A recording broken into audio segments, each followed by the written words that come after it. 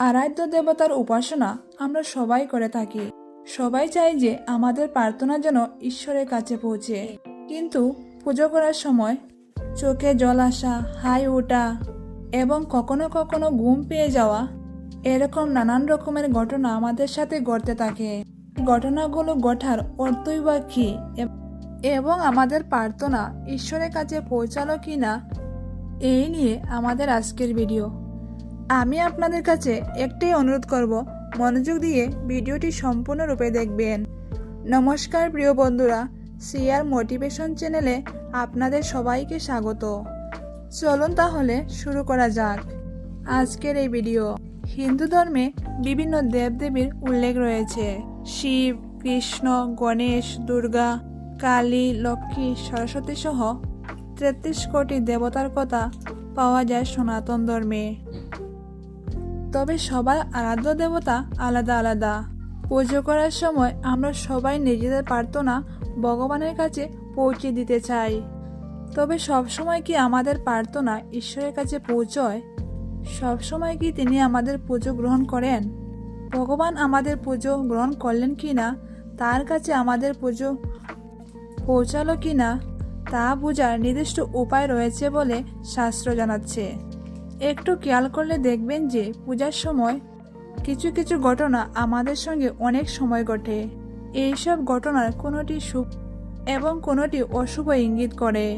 জেনে নিন শাস্ত্র অনুসারে পুজোর সময় কোন কোন ঘটনা ঘটলে বুঝবেন যে ঈশ্বর আমাদের প্রার্থনা গ্রহণ করেছেন, এবং কোন কোন ঘটনা ঘটলে বুঝবেন যে ঈশ্বর আমাদের পুজো গ্রহণ করেননি।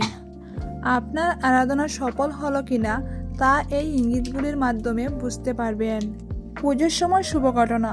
প্রথমেই জেনে নেওয়া যাক পুজোর সময় শুভ ঘটনাগুলি কি কি। 1 নম্বর, পুজো করার সময় যদি আপনার চোখ জলে ভরে ওঠে তাহলে তা অত্যন্ত শুভ লক্ষণ বলে মনে করা হয়। এর অর্থ হলো আপনার উপাসনা ঈশ্বর গ্রহণ করেছেন এবং তার আশীর্বাদে আপনার জীবনের সব কষ্ট খুব শীঘ্রই দূর হতে চলেছে। মনে রাখবেন, সনাতন ধর্মে পুজোকে অত্যন্ত গুরুত্ব দেওয়া হয়। প্রতিটি বাড়িতে প্রতিদিন সঠিক সময়ে পুজো করা হয়। ভগবানের ভক্তির সঙ্গে যুক্ত থাকা দুঃখ থেকে মুক্তি পাওয়ার একমাত্রই উপায়। কিছু লোক ভক্তিকে তাদের জীবনের বৃত্তি হিসাবে বিবেচনা করে এবং তাদের সমগ্র জীবন ঈশ্বরকে উৎসর্গ করে।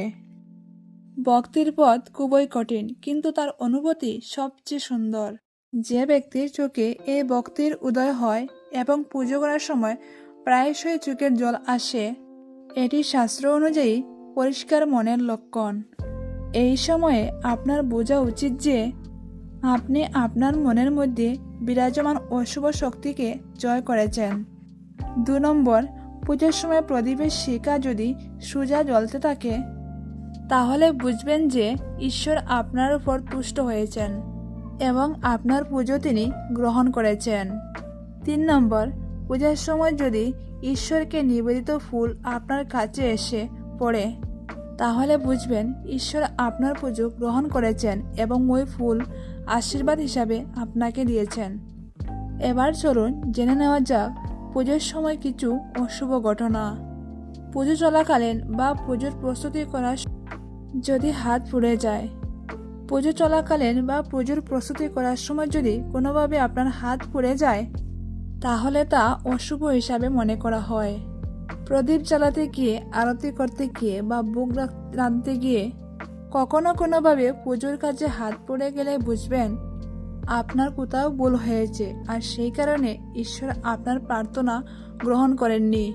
পুজো চলাকালীন হাই ওঠা। পুজো চলাকালীন যদি বারবার আপনার হাই ওঠে একটু সাবধান হবেন। এটি কিন্তু মোটেও শুভ লক্ষণ নয়। পুজোর সময় বারবার হাই উঠলে বুঝতে হবে যে আপনার মধ্যে নেতিবাচক শক্তি রয়েছে, আর এই নেতিবাচক শক্তি আপনার প্রার্থনা ঈশ্বরের কাছে পৌঁছাতে বাধার সৃষ্টি করছে। পুজোর সময় ঘুমিয়ে পড়া। শাস্ত্র অনুসারে ঈশ্বর সর্বদা শুদ্ধ চিত্তে করা উপাসনা গ্রহণ করেন।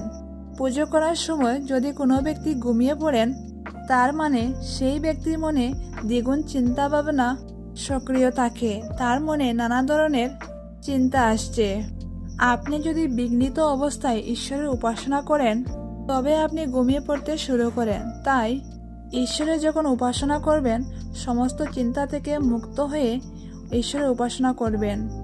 তবে ভগবানের উপাসনার পূর্ণ ফল আসে যখন আপনি এটি সঠিক পদ্ধতিতে এবং সম্পূর্ণ নিষ্ঠার সঙ্গে পালন করবেন। আসুন আমরা সবাই ভগবানের উপাসনার সঙ্গে যুক্ত 10টি গুরুত্বপূর্ণ নিয়ম জেনে নেই, যা মেনে চললে শীঘ্রই আপনার ইচ্ছা পূর্ণ হবে। অনেক সময় যারা ভগবানের উপাসনা করেন তাদের অভিযোগ থাকে যে অনেক পূজা করেও তারা তাদের ফল পাচ্ছেন না। এমন অবস্থায় এটা জানা খুবই গুরুত্বপূর্ণ হয়ে ওঠে যে কী কারণে আপনি আপনার সাধনার সঠিক ফল পাচ্ছেন না, বা বলুন যে আপনি ঈশ্বরের কৃপা লাভ করতে পারছেন না। এটা বিশ্বাস করা হয় যে ভগবানের উপাসনার পূর্ণ ফল আসে যখন আপনি এটি সঠিক পদ্ধতিতে এবং সম্পূর্ণ নিষ্ঠার সঙ্গে পালন করবেন।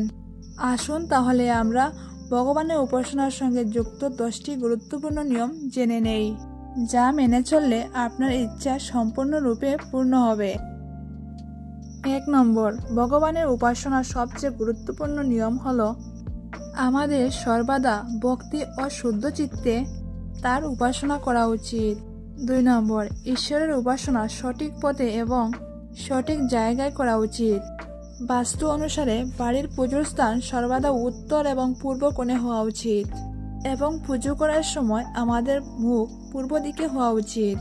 3 নম্বর, ঈশ্বরের উপাসনা করার সময় আমাদের সর্বদা পঞ্চদেব অর্থাৎ সূর্যদেব, শিব, গণেশ, দেবী দুর্গা এবং ভগবান বিষ্ণুর ধ্যান করা উচিত। 4 নম্বর, ভগবানের আরাধনায় স্নানের পর পরিচ্ছন্ন বস্ত্র পরে শুদ্ধ চিত্তে উপাসনা করতে হবে। 5 নম্বর, ঈশ্বরের উপাসনায় সর্বদা মন্ত্র এবং প্রার্থনা সঠিকভাবে উচ্চারণ করুন। যথোপযুক্ত জপমালা সহ দেবতা এবং গ্রহ সম্পর্কিত মন্ত্রগুলি জপ করুন। জপের জন্য অন্য কারো মালা বা ব্যবহার করা মালা ব্যবহার করে ভুল করবেন না। 6 নম্বর, ভগবানের পুজোর পর আরতি করতে হবে। এটা বিশ্বাস করা হয় যে আরতি দুঃখের বিনাশ করতে সাহায্য করে। তাই আপনার আরাধ্য দেবতাকে সকাল ও সন্ধে আরতি করুন। 7 নম্বর, সকাল ও সন্ধে নিয়মিত তুলসী পুজো করুন। তুলসী শ্রীকৃষ্ণের অত্যন্ত প্রিয়। 8 নম্বর, প্রতিদিন তুলসীতে জল অর্পণ করার সময় সমস্ত রোগশোক থেকে মুক্তি পাওয়ার জন্য অবশ্যই এই মন্ত্রটি জপ করুন। মহাপ্রসাদ জননী সর্ব সৌভাগ্য বর্ধিনী আদিবেদী হরা নিত্যম তুলসীতম নমস্তুতে। 9 নম্বর, যখন পুজো করবেন তখন খেয়াল রাখতে হবে যে আরাধনার সময় অবশ্যই শুদ্ধ মন্ত্র উচ্চারণ করা উচিত। কথিত আছে নিয়মিত মন্ত্র জপ করলে উপকার মিলে। একই সঙ্গে মনে রাখতে হবে যে মন্ত্রগুলির উচ্চারণ একেবারে সঠিক হওয়া উচিত। মন্ত্রগুলির উচ্চারণ সঠিকভাবে করতে পারলেই মন্ত্র জপ করুন, না হলে করবেন না।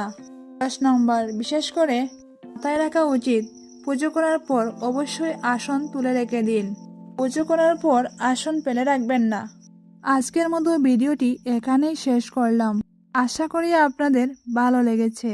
যদি ভালো লেগে থাকে তাহলে অবশ্যই একটি লাইক করবেন। যদি রাধাকৃষ্ণের পরম ভক্ত হন তাহলে কমেন্ট বক্সে রাধাকৃষ্ণের জয়গান করতে ভুলবেন না। প্রিয়জনদের সাথে শেয়ার করবেন যাতে তারাও উপকৃত হতে পারে। এই ধরনের বিভিন্ন ধর্মীয় গল্প শুনতে চ্যানেলটিকে অবশ্যই সাবস্ক্রাইব করে রাখবেন। ধন্যবাদ।